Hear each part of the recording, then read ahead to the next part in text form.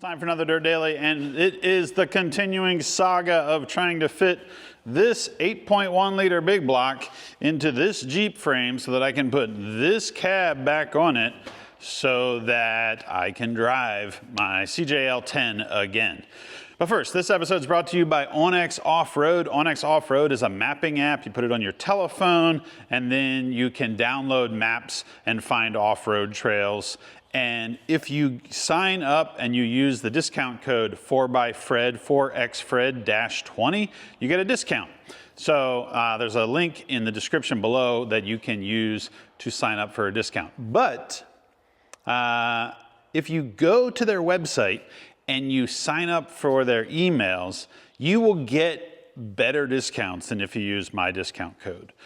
Using my discount code tells the people at onX that I sent you there, and that's cool. But if you want a better discount, just sign up for their emails, and sometimes it's even deeper discounts. And why would you want to sign up for the discounts? Well, if you sign up for onX Off-Road, you get all these mapping apps. But if you sign up for their Elite program, you also get discounts with off-road vendors, and you find out more information about trails. And it's actually a useful app. So check it out. onX Off-Road, and use the link in the description below to find out more. But what are we doing today? Well, the last time I worked on this, I had the big block 8.1 liter out of the Avalanche in and out of the frame multiple times as I was measuring for motor mounts, engine mounts. This time, I think I'm going to wrap up this episode with that engine, transmission, and transfer case in this frame for good.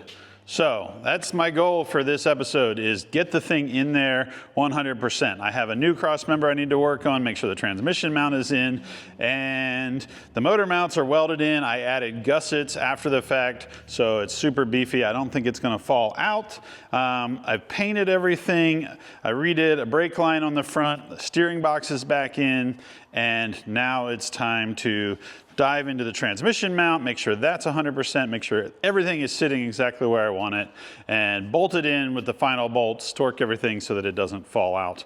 And then move on to all the other stuff, the cooling system, the fueling system, the electrical wiring harness, make sure everything fits, make sure the cab will fit back on. Figure out if I need to smash a whole bunch of the firewall out of the cab so that it doesn't crash into the engine. Basically, there's a ton of stuff. Oh, the air cleaner and the air filter system, all of that. It all just needs to find a place to live. So I need to make all of that work. And even though I had drive shafts in this truck with the Nissan diesel and the TorqueFlite 727, which were the original engines that came in the CJ10, I may need to order new drive shafts. So if I can get this thing in and mounted for good, that gives the drive shaft guys a little bit more time to order new drive shafts. Oh, speaking of the Nissan SD33 engine that was in this, I was reading through the comments and somebody said they hate this build because they don't like the big block and that I should have kept the diesel and made it and turboed the diesel and rebuilt the TorqueFlite 727, and I disagree. It's not that I don't like diesel engines. I mean, they're efficient, they sound cool, but I did a little bit of research because this guy's like, put a turbo on that diesel and it'll be great. The Nissan diesel was actually available with a turbo. It was in the Scouts, the International Scouts. Where's my spectacles? And it says it was available and it made a whopping 108 horsepower and 188 pound-feet of torque. Look, that's not terrible, but I have this big block and it's sitting here and I don't really want to mess around with turbos and intercoolers and all that stuff. I want to put this big block in this thing and drive it, because when I used to have an Avalanche with that engine in it, it was fun.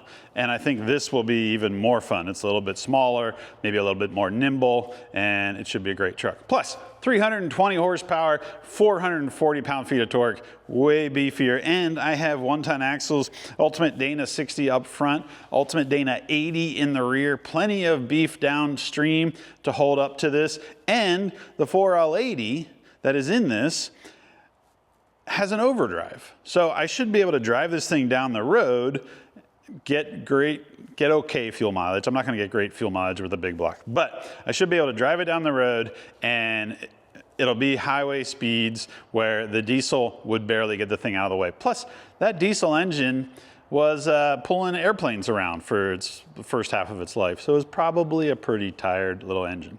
Though I do have somebody that says they want to come get it, so it's not going to get thrown in the dump like the Avalanche body did, but hopefully it will live on in somebody else's project somewhere else out in the universe. But that's not what we're here to do today. Today we're gonna put this big block 4L80 and Atlas in this frame because I have a ton of other little things to do before I can get this thing back on the trail. Let's get to work. The first order of business today is to remove this crossmember, which is the factory aluminum crossmember for the Jeep JL, and replace it with this, which is from Next Venture Motorsports. And why am I changing out this crossmember for this one? Well, this came from Next Venture and it's made of steel. And it's prefabricated so that it should bolt right in and be an identical replacement to the one that's here. Why do they make this? Well, some companies offer a long arm front link suspension, and if you have this cross member, it has brackets that can build off of this for the long arm suspension. Why do I want it? Because I am not bolting the transmission up in the stock location. It actually is going to be behind this cross member just slightly, and I wanted something I could weld to. Can I weld aluminum? Yes. Am I a good aluminum welder? Not as good as steel.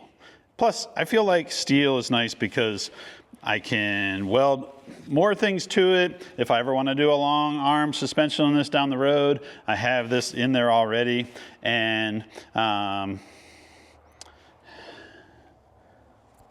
don't know. I just think it's a good idea. I think steel's cool. It's strong.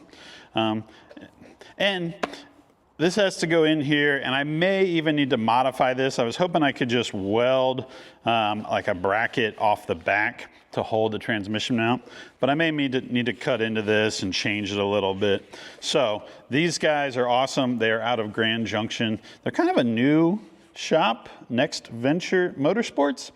They have a whole skid plate kit. They offer body armor.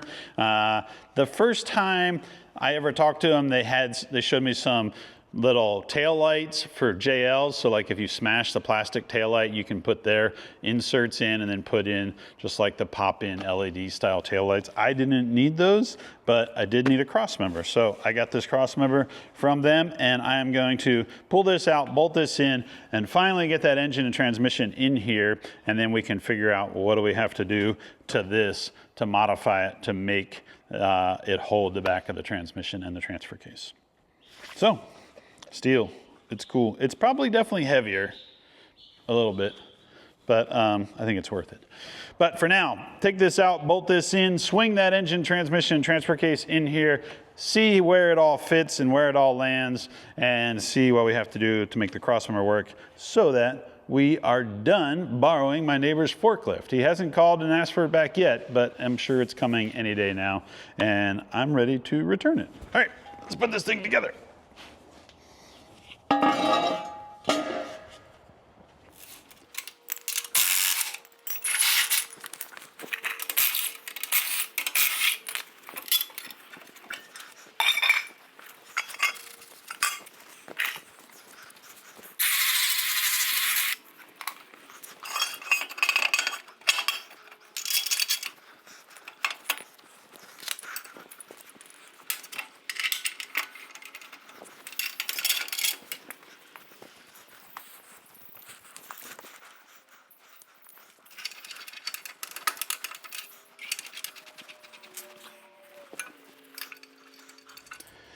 What are your thoughts on anti-seize, when to use anti-seize and when to use Loctite?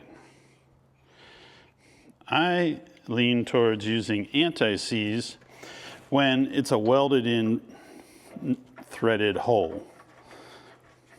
And I like to use Loctite when it's a bolt that has a nut on it and I'm worried about the nut coming loose. Not really sure if that's the scientific method to use anti-seize, but that's the way I usually try to make it work.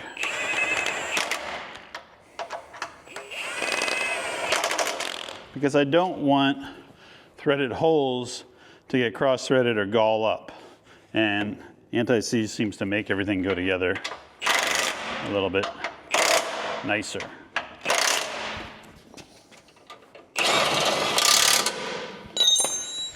Crossmember's in. Man, it's like not even a little bit out of shape, bolted right in.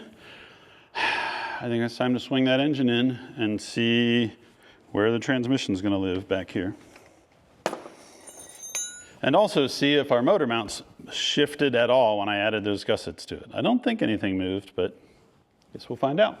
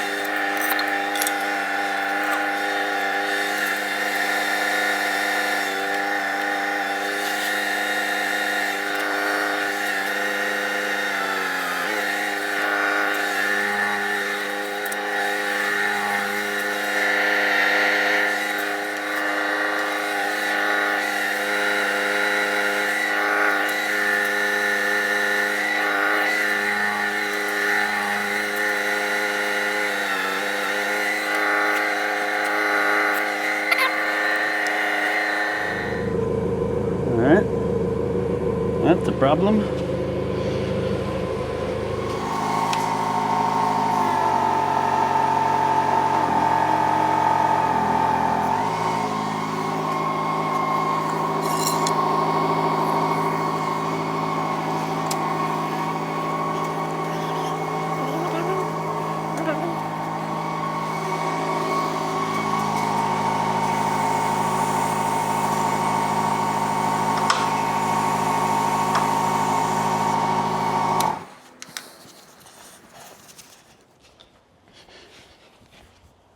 Small problem. Right here on this top gusset, we are hitting the motor mount, and back here we're going to hit the exhaust manifold.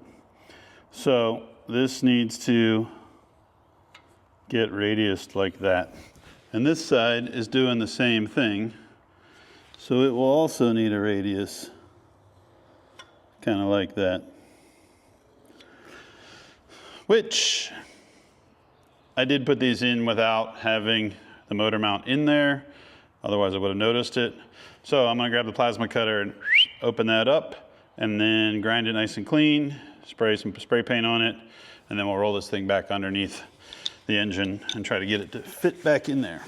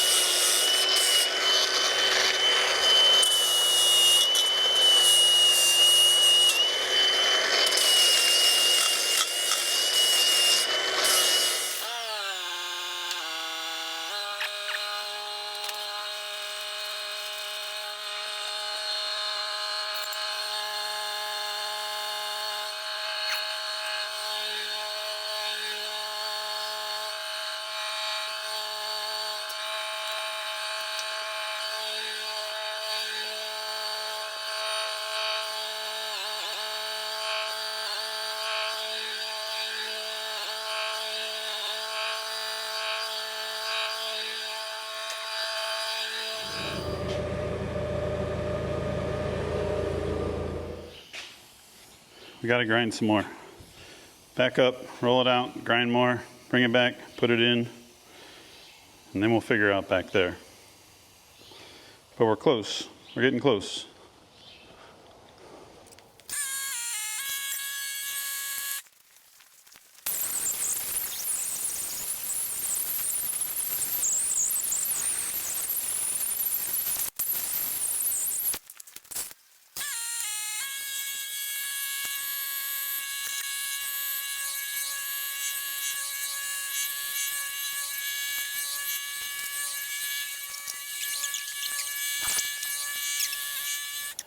Now,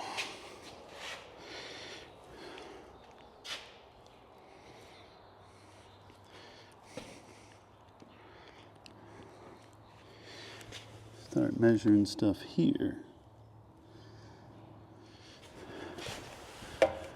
The transmission mount wants to live right behind the crossmember, but the crossmember does need to be notched a little bit to clear it. So I marked off where that goes, and I actually have a piece of the crossmember off of the avalanche that was bolted to this. So I think I'm going to cut up this crossmember and cut up the piece of that old crossmember off the avalanche, and then make the two morph together into one thing that will hold this mount. I think everything can come down a bit too. It's sitting up a bit high. So probably about halfway down the crossmember will be where that wants to sit. It'll still keep things tucked up a bit, but it should be good enough. Okay, the motor mount is clearing much better now. I had to put that big radius in it, which was not as strong, but I don't think it's going to go anywhere. So I feel good about that. It's still pretty tight, but there's a lot more room around the exhaust manifold and down there around the actual motor mount.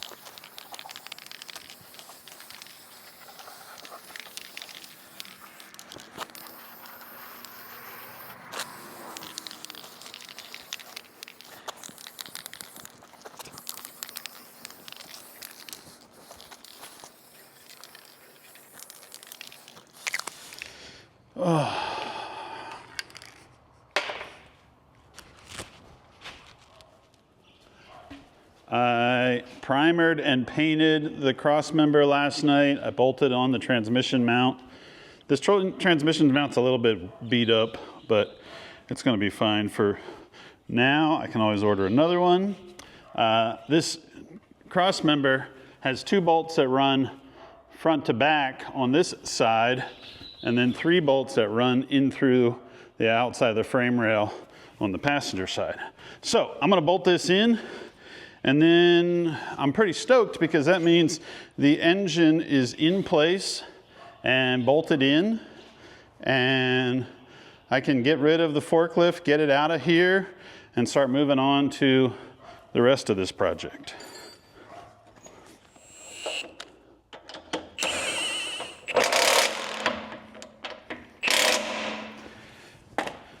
Transmission mount is in, Crossmember is in. This project takes a lot of steps, but it's coming together. If you're looking for a beefy Crossmember for a Jeep JL or Gladiator, check out Next Venture Motorsports. They also make other stuff for Jeeps and body armor, the full skid plate kit. If you smash the taillights on your JL, they make replacement setups so that you can put in small like LED lights. So pretty cool, and new company. What is left? Well, I need to drain all the diesel fuel out of the diesel tank, clean it, and figure out how to put a fuel filler neck in that actually clears, and then plumb that up to the engine. I need to drain the Atlas and refill it with fresh fluid, and probably change the output yokes or flanges on both sides so that I can maybe fit the old drive shafts in. I'm crossing my fingers, they might be close enough. Exhaust has to fit in here somewhere. I want to put a factory JL fuel tank in here at some point. I don't know that I'll get that done before I make the Jeep run, but that means this motor mount, this cab mount might need to get changed. There's a lot of stuff. Oh, and cooling. I did get a radiator. I just bought a cheapo radiator off eBay, and I think it's big enough, and hopefully I can make it fit up there. But now everything's bolted in. Like, that was the goal, get it all bolted in, and then we can work around it. Hopefully the cab clears, hopefully the drive shafts fit, hopefully lots of hopefullys. So that's it for this Dirt Daily. Thanks for tuning in. Don't forget to check out OnX Off-Road if you haven't already. It's a cool app if you like to go four-wheeling and like to go exploring. And we will see you guys next time when we do more stuff to try and get this Jeep back on the trail. See you next time.